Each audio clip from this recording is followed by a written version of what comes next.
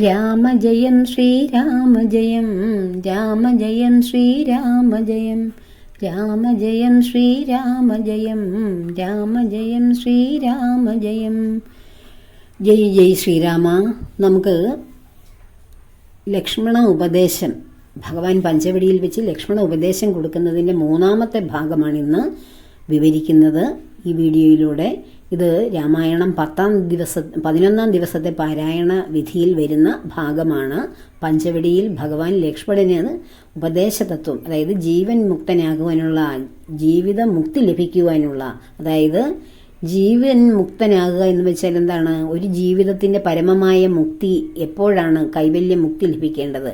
അതിനു തയ്യാറായ ആ ലക്ഷ്മണകുമാരൻ ഭഗവാനോട് ചോദിക്കുന്നു, എനിക്ക് അതിനുള്ള ഉപദേശം അവിടുന്ന് തന്നാട്ടെ എന്ന് പറയുന്നു. അവിടുന്നല്ലാതെ എനിക്ക് മറ്റൊരു ഗുരുവില്ല എന്ന് നമ്മൾ ഓരോരുത്തരും ലക്ഷ്മണന്മാരായി എല്ലാ ദുർഘടസന്ധികളും സഹിച്ച് രാമപാദത്തെ പിന്തുടർന്ന് സദാ രാമേതി ജപിച്ചുകൊണ്ട് ഭഗവാനോട് ചേർന്ന് നിൽക്കാൻ യോഗ്യതയാകുമ്പോൾ നാം ഭഗവാനാകുന്ന ഗുരുവിനോട് പറയും, ഇനിയും എനിക്ക് ഈ സംസാര ദുഃഖത്തിൽ നിന്നൊരു മുക്തി തരൂ ഭഗവാനെ, അതിനുള്ള ജ്ഞാനം തരൂ ദൈവമേ എന്ന്. അതാണ് ഇവിടെ ലക്ഷ്മണന്റെ ആ ഉപദേശ ചോദ്യത്തിലൂടെ നമുക്ക് ഓരോരുത്തരും, ലക്ഷ്മണന്മാരായ നമ്മൾ ഓരോരുത്തരും ശ്രീരാമചന്ദ്രനോട് ചോദിക്കേണ്ടതും അറിയേണ്ടതും അത് ഹൃദയത്തിൽ സ്വന്തമാക്കേണ്ടതും. അത് കഴിഞ്ഞ 2 ഭാഗങ്ങൾ നിർബന്ധമായി നിശ്ചയമായും കേട്ട ശേഷം വേണം ഈ 3ാം ഭാഗം കേൾക്കേണ്ടത്. അപ്പോൾ ഈ 3 കാര്യങ്ങളാണ് ശ്രീരാമചന്ദ്രൻ ലക്ഷ്മണന് ഉപദേശിച്ചു കൊടുക്കുന്നത്. ആദ്യം മായ സ്വരൂപത്തെ ചൊല്ലിത്തരാം. മായ എന്താണെന്ന്, ആ വിക്ഷേപമെന്നും ആവരണമെന്നും ഉള്ള 2 പേരുകളിൽ മായ അറിയപ്പെടുന്നു. അത് ഓരോന്നും എന്താണെന്നും ആദ്യ ഭാഗത്ത് പറഞ്ഞിരുന്നു. രണ്ടാമത് ഭഗവാൻ പറഞ്ഞു കൊടുക്കുന്നത് ജ്ഞാനസാധനം.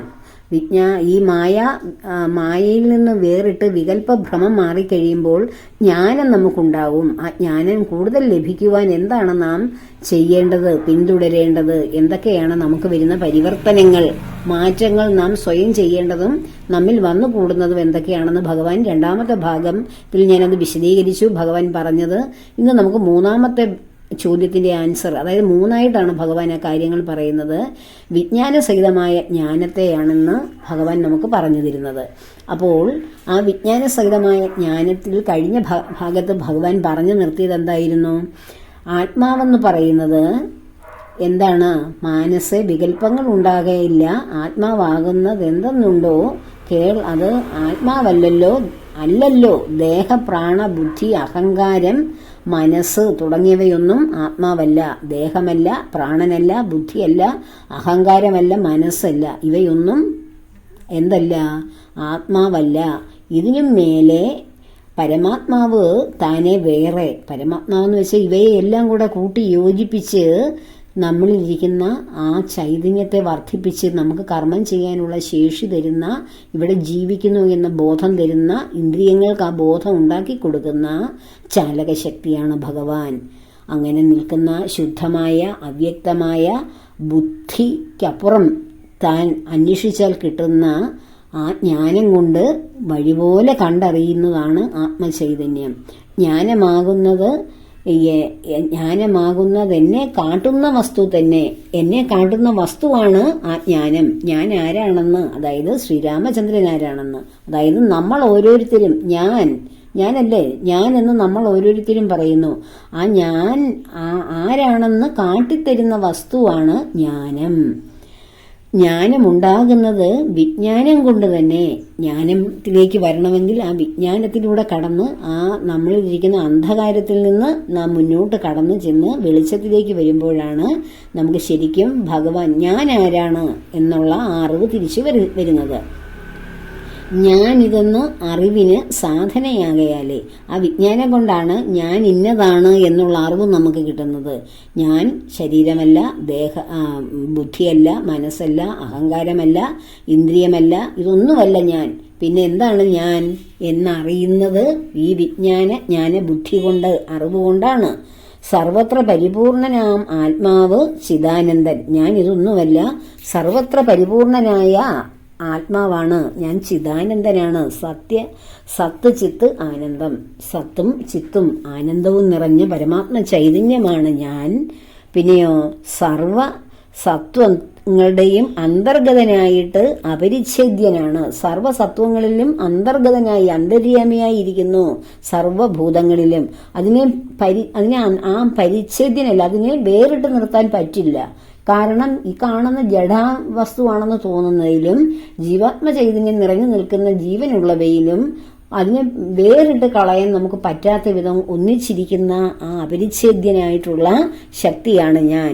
ഏകനാണ് ഞാൻ, അദ്വയനാണ്, പരമനാണ്, പരമമായ ആ പൂർണ്ണതയുള്ളവനാണ്, അവ്യയനാണ്, വ്യയം ഒരിക്കലും നാശം സംഭവിക്കാത്തവനാണ്. പിന്നെയോ ജഗന്മയനാണ്, ജഗത്തിൽ മുഴുവൻ നിറഞ്ഞു നിൽക്കുന്ന, ജഗത്ത് തന്നിലും നിറഞ്ഞു നിൽക്കുന്നവനാണ്. യോഗേശനാണ്, യോഗങ്ങളെ നിലനിർത്തുന്ന, കൂടിച്ചേരലുകൾ ഒന്നിച്ചു നിർത്തുന്ന, എല്ലാറ്റിനെയും ഒന്നിച്ചു നിർത്തുന്ന യോഗേശ്വരനാണ് ഞാൻ. അജനാണ്, ജനന മരണങ്ങൾക്കൊക്കെ അതീതനാണ് ഞാൻ. അഖിലത്തിനും ആധാരനാണ്, എല്ലാറ്റിൻ്റെയും കാരണസ്വരൂപനാണ്, ആധാരശിലയാണ്. പിന്നെയോ നിരാധാരനാണ്, ഒന്നിലും നമുക്ക് ആധാരമായി കണ്ടെത്താൻ, എല്ലാറ്റിലും ആധാരമാണ്. പക്ഷെ ഇതാണ് ഭഗവാൻ എന്ന് നേരിട്ട്, അല്ലെങ്കിൽ ഇതാണ് ഞാൻ എന്ന രൂപം എന്ന് നമുക്ക് നമ്മളിലിരിക്കുന്ന ഞാനിനെ കാണിച്ചു കൊടുക്കാൻ കഴിയുമോ? ഇല്ല. പക്ഷെ ഞാൻ ഉണ്ടോ? ഉണ്ട്. വൈദ്യുതിയെ കാണാൻ കഴിയുന്നില്ല. വൈദ്യുതി ഇല്ലേ? ഉണ്ട്. വായുവിനെ കാണാൻ കഴിയുന്നില്ല. വായു ഇല്ലേ? ഉണ്ട്. അതുപോലെ ഈശ്വര ചൈതന്യം നമ്മളിൽ ഉള്ളത് കൊണ്ടാണ് നാം ഇങ്ങനെ ഇവിടെ ജീവിച്ചിരിക്കുന്നത്. പക്ഷെ ആ ചൈതന്യം എന്ത്? തലയിലിരിക്കുവാണോ, അതോ ഹൃദയത്തിലാണോ, അതോ മനസ്സിലാണോ? മനസ്സിനി എവിടെയാണ്? ഇങ്ങനെയൊക്കെയുള്ള നിരന്തരം വിഡ്ഢിച്ചോദ്യങ്ങൾ നമ്മളുടെ ശാസ്ത്രലോകം ഇങ്ങനെ ഉന്നയിക്കും. പക്ഷെ ശാസ്ത്രത്തിനും കണ്ടുപിടിക്കാൻ കഴിയാത്ത ആ ഏക രഹസ്യമുണ്ട്. ഏതാണത്? ആ ഏകാത്മനായ അദ്വൈനായ ആ പരമനായിട്ടുള്ള ഭഗവാന്റെ ചൈതന്യം, പരമാത്മ ചൈതന്യം ഓരോ ജീവാത്മാവിനെയും സചേതനമാക്കി വെക്കുന്നതിന് ഒരു രൂപമില്ല. ആ രൂപം ആരിലാണ് നമ്മൾ കാണുന്നത്? നശിച്ചു പോകുന്ന ഈ ശരീരത്തിലാണ്. ആ ശരീരമാണോ ഞാൻ? അല്ല. ബുദ്ധിയുടെ ഉപാധികളിൽ നിന്നൊക്കെ വേറിട്ട മായാമയനായ ആ ഭഗവാൻ ജ്ഞാനം കൊണ്ട് മാത്രം നമുക്ക് തിരിച്ചറിയാൻ കഴിയുന്ന ബുദ്ധിക്കതീതമായിട്ടുള്ള ആ യോഗി ആയ ഏകനായ ആത്മാവാണ് പരമാത്മ ചൈതന്യം. അതിനെ നമുക്ക് എങ്ങനെയാണ് അനുഭവിക്കാൻ കഴിയുന്നത്?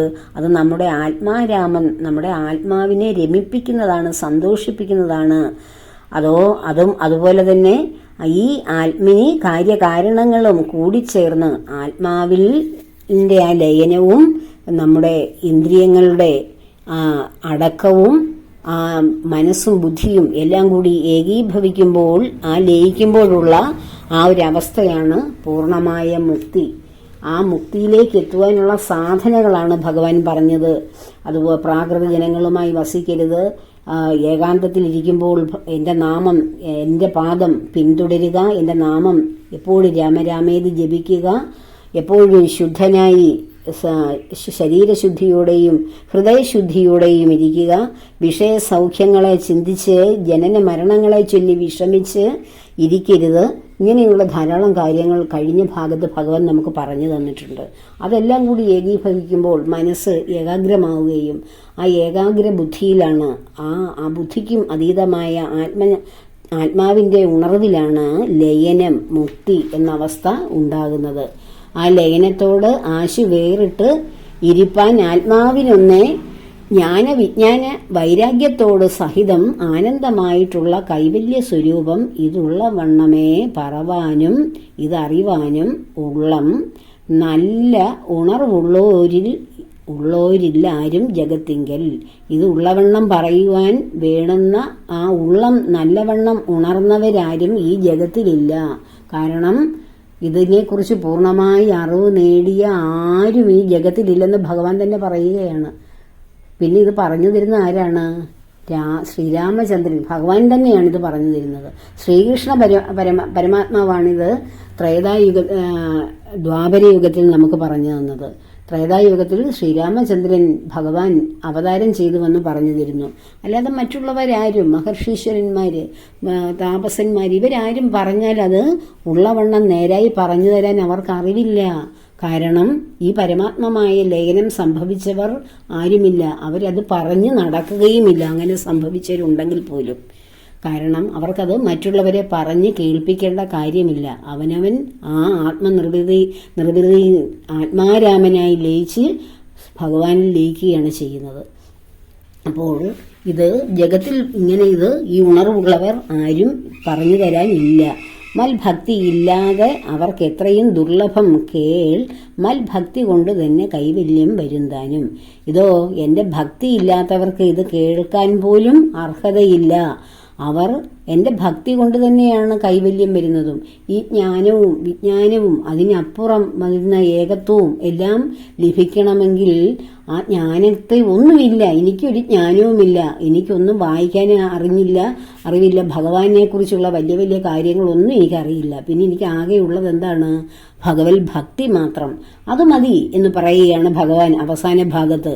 മൽഭക്തി ഒന്നുകൊണ്ട് ഇത് പറയുന്ന കൈവല്യം വരും. ഈ ജ്ഞാനവിജ്ഞാനങ്ങൾ ഭക്തിയിലൂടെയാണ് കൈവരിക്കുന്നത്. ജ്ഞാനത്തിലൂടെ ആദ്യം പോയാൽ ആ ഭക്തി എന്ന് പറയുന്ന സംഭവം ഉണ്ടാവുകയില്ല. ജ്ഞാനവിജ്ഞാനങ്ങളെല്ലാം ഭക്തിയിലൂടെയാണ് വരേണ്ടത്.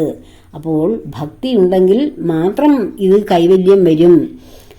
നേത്രമുണ്ടെന്നാകിലും കാൺമതിനുണ്ട് പണി, രാത്രിയിൽ തൻ്റെ പദം ദീപം ഉണ്ടെന്നാകിലേ, നേരുള്ളൂ വഴി അറിഞ്ഞിടാതെ വണ്ണമേ, ശ്രീരാമ ഭക്തി ഉണ്ടെന്നാകിലേ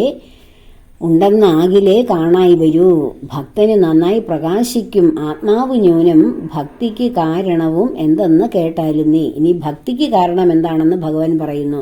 നേത്രമുണ്ടെങ്കിലും കാൺമതിനുണ്ട് പണി. കണ്ണുണ്ട്, പക്ഷെ കാണാൻ പണി ആണ്, കാണാൻ കഴിയില്ല. വല്ല കാര്യമുണ്ടോ? ഇല്ല. അപ്പൊ കണ്ണിനെ കാണിക്കുന്നത് ആരാണ്? അതിലിരിക്കുന്ന കാണുക എന്ന ചോദന കൊടുക്കുന്ന ശക്തി. അത് തന്നെയാണ് ഇന്ദ്രിയങ്ങൾക്കെല്ലാം. ഇന്ദ്രിയങ്ങളെല്ലാം മരിക്കുമ്പോഴും നമ്മുടെ ബോഡിയിലുണ്ട്. പക്ഷെ അതിനുള്ളിൽ അതിനെ കാണിക്കുക, കേൾക്കുക, അനുഭവിപ്പിക്കുക എന്നുള്ള ആ ശക്തി, ആ ചോദന അവിടെ ഇല്ല. രാത്രിയിൽ തൻ്റെ പദം ദീപം ഉണ്ടെന്നാകിലേ, നേരുള്ളൂ വഴി അറിയാതെ ഈ വണ്ണമേ. രാത്രിയിൽ ദീപമുണ്ടെങ്കിൽ മാത്രമേ നമ്മുടെ വഴി കാണാൻ നമുക്ക് കഴിയുള്ളൂ. അല്ലെങ്കിൽ നമുക്കത് കാണാൻ ഇരുട്ടത്ത് നമ്മുടെ തന്നെ പാദം പോലും നമുക്ക് കാണാൻ കഴിയില്ല. അപ്പോൾ നമ്മൾ ഇരുട്ടിൽ അന്വേഷിക്കുന്ന നമ്മൾ ശ്രീരാമചന്ദ്രന്റെ തത്വം എവിടെ അറിയും? അപ്പോൾ ഇരുട്ട് നമ്മളിൽ നിന്ന് മാറണം, ആ വെളിച്ചം വരണം. അപ്പോഴേ ഭഗവാന്റെ വഴി നമുക്ക് അറിഞ്ഞു തരുവാൻ അല്ലെങ്കിൽ അറിഞ്ഞു വരുവാൻ പറ്റുകയുള്ളൂ. ഭക്തന് നന്നായി പ്രകാശിക്കും ആത്മാവ് ന്യൂനം, ഭക്തിക്ക് കാരണവും എന്തെന്ന് കേട്ടാലും നീ. ഇനി ഭക്തി എങ്ങനെ ഉണ്ടാകും എന്നാണ് ഭഗവാൻ പറയുന്നത്. മൽഭക്തന്മാരോടുള്ള നിത്യസംഗമം, അതും മൽഭക്തന്മാരെ കനിവോട് സേവിക്കുന്നതും ഏകാദശ്യാദി വ്രത അനുഷ്ഠാനങ്ങളും പുനരാകുലമെന്നിയെ സാധിച്ചു കൊള്ളുകയും അഥാ. കേട്ടോളൂ, ഭക്തി ഉണ്ടാകാനുള്ള കാരണങ്ങൾ. എനിക്ക് ഭക്തിയില്ല, എനിക്ക് പൂർണ്ണമായ ഭക്തി തരൂ ഭഗവാനെ എന്ന് പ്രാർത്ഥിക്കുന്ന നിരവധി ഭക്തരുണ്ടാകും. അവർക്ക് വേണ്ടിയാണ് ഭഗവാൻ ഇത് പറയുന്നത്. എന്താണ് ഭക്തിക്ക് കാരണം? മൽഭക്തന്മാരോടുള്ള നിത്യസംഗമം. ഭക്തിയുള്ളവർ പരസ്പരം ഭഗവത് ഭക്തരോടുള്ള സംഘം കൊണ്ടാണ് ഭക്തി സംഭവിക്കുന്നത്. ഭഗവത് ശ്രവണങ്ങൾ കേൾക്കുകയും ഭക്തിയോടെ ഭഗവാനെ സേവിക്കുന്നവരുടെ വാക്കുകൾ കേൾക്കുമ്പോഴും അവരോട് ചേർന്നിരിക്കുമ്പോഴും നമുക്ക് ഭക്തി സംഭവിക്കുന്നു. പിന്നെയോ ഏകാദശിയാദി വ്രതങ്ങൾ, ഏകാദശി പോലെയുള്ള വ്രതങ്ങൾ അനുഷ്ഠിക്കുക. കാണുന്ന വ്രതങ്ങളെല്ലാം അനുഷ്ഠിക്കാൻ പോകാതെ ഭക്തി വർദ്ധിപ്പിക്കുവാനുള്ള ഏക ഉപാധിയാണ് ഏകാദശി വ്രതങ്ങൾ. അത് ശ്രീ ഭഗവത്ഗീതയിലും ഭഗവാൻ പറഞ്ഞിട്ടുണ്ട്. അത് തന്നെയാണ് ഇവിടെയും പറയുന്നത്. ഏകാദശി വ്രതമാണ്, വ്രതങ്ങളിൽ ശ്രേഷ്ഠമായ ഏകാദശിയാണ് ഞാനെന്ന് പറയുന്നത് പോലെ ആ വ്രതം ഭക്തി വർദ്ധിപ്പിക്കാൻ എടുക്കൂ എന്ന് ഗീതയിൽ ഭഗവാൻ ഉപദേശം തരുന്നുണ്ട്. ഇവിടെ ശ്രീരാമചന്ദ്രൻ ത്രേതായുഗത്തിലും ഇതേ ഉപദേശമാണ് കൊടുക്കുന്നത്. എന്താണ്? ഏകാദശി പോലെയുള്ള വ്രതങ്ങൾ അനുഷ്ഠിക്കുക, എൻ്റെ ഭക്തരുമായിട്ട് ഒന്നിച്ചിരിക്കുക, അവരുടെ വാക്കുകൾ കേൾക്കുക, അവരോട് സംഘം ചെയ്യുക. പിന്നെയോ പൂജനം വന്ദനീയം, ഭാവനം ദാസ്യം. നല്ല ഭഗവാനെ പൂജിക്കുക, ഭഗവാനെ വന്ദിക്കുക, ഭഗവാനെ ഭാവന ചെയ്യുക മനസ്സിൽ. ഭഗവാന് ദാസ്യം, ദാസ്യപ്പണികൾ, ഭഗവാന്റെ ദാസിയാകുക, ദാസനാകുക. ഭോജനമഗ്നി വിപ്രാണം കൊടുക്കുകയും കഥാ പാഠശ്രവണങ്ങൾ ചെയ്യുകയും മുധ. അതുപോലെ തന്നെ വിപ്രന്മാർക്ക് ആഹാരവും അവർക്ക് ബ്രാഹ്മണർക്ക് ആഹാരവും അവർക്ക് ദാനവും ദക്ഷിണയും ഒക്കെ നൽകി അവരുടെ മനസ്സിനെ, ശുദ്ധ ബ്രാഹ്മണരുടെ മനസ്സിനെ സന്തോഷിപ്പിക്കുക. കൊടുത്താലും അത് പോരാ എന്ന് ഇനിയും കിട്ടുമെന്ന് ആഗ്രഹിക്കുന്നവർക്കല്ല കൊടുക്കേണ്ടത്. ശുദ്ധ ഈശ്വര സേവനം ചെയ്യുന്ന അങ്ങനെയുള്ള ബ്രാഹ്മണരെ കൊടുത്ത് സന്തോഷിപ്പിക്കുക. പിന്നെയോ എൻ്റെ പാഠശ്രവണങ്ങൾ ചെയ്യുക, എൻ്റെ കഥകൾ കേൾക്കുക, ആ പാഠങ്ങൾ നിങ്ങൾ പഠിക്കുക, അത് ശ്രവിക്കുക, നിത്യവും ശ്രവിച്ചു കൊണ്ടിരിക്കുക. അപ്പോൾ തന്നെ നമ്മുടെ മനസ്സിലൊരു ആനന്ദലയനം സംഭവിച്ച് കഴിയും.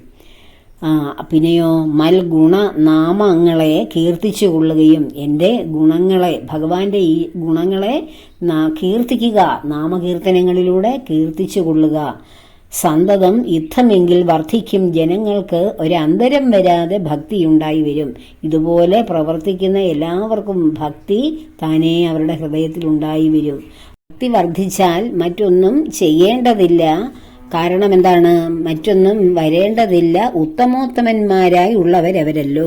ഇങ്ങനെയുള്ള ഭക്തി സാധനകളിലൂടെ, ഭക്തി വർദ്ധിക്കുവാനുള്ള സാധനകളിലൂടെ വന്നു കഴിഞ്ഞാൽ അവർ ഉത്തമോത്തമന്മാരായി, ഉത്തമന്മാരിലും ഉത്തമനായി മാറുകയാണ്. ഭക്തിയുക്തന് ജ്ഞാന വൈരാഗ്യങ്ങൾ സദ്യ സംഭവിച്ചിടുമെന്നാൽ മുക്തിയും വരും.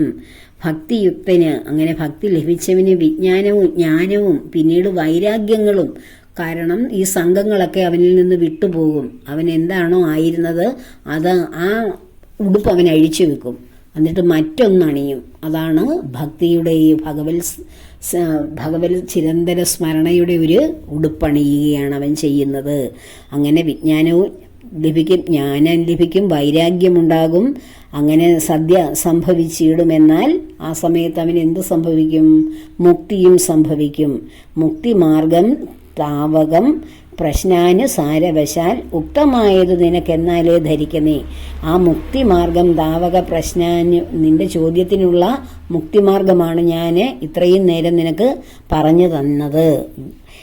വ്യക്തവ്യം അല്ല ന്യൂനമെത്രയും ഗുഹ്യം.